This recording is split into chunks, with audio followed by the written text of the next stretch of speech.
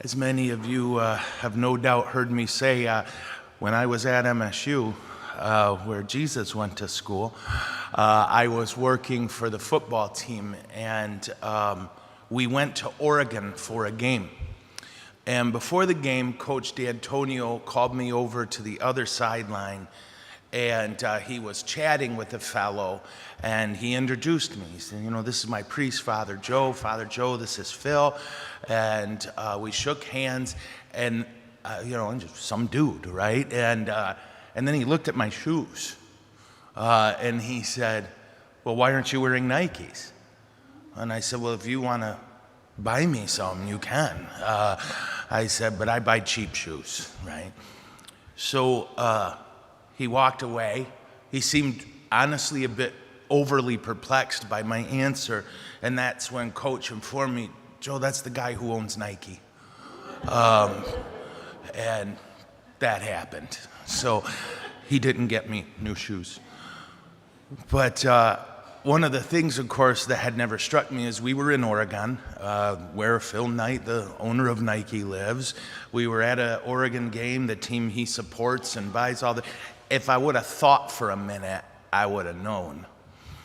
And I thought of that this morning when I read St. Charles Borromeo's beautiful reflection. And gosh darn it, of course he was going after priests, right?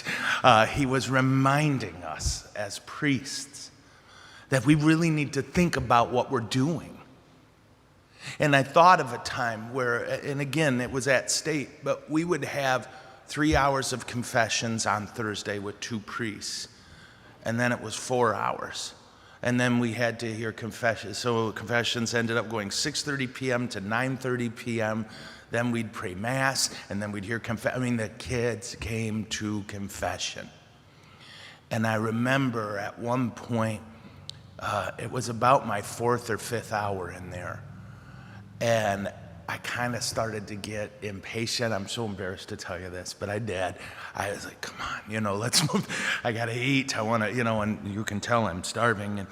And there was this moment where it struck me of just how blessed I was, that my biggest problem in life was too many people wanted mercy. And for some crazy reason, God said to me, you'll be the guy to show them what my mercy looks like. I've never forgot that. I still get a little gooey about it. But I think what St. Charles wants to say to us today is whatever our vocation, whatever our status in life, whatever it is that God has given us and said, you do that. Let's think about it today. And not think about it the way we usually do, about all the people who mess up the way it should be done. But instead, to think about how beautiful it is that we get to be where we are. That God said to you, this is what I made you for, and now you get to do it. St. Charles reminds us, and reminded us priests, but I'm sure he wants this for all of us.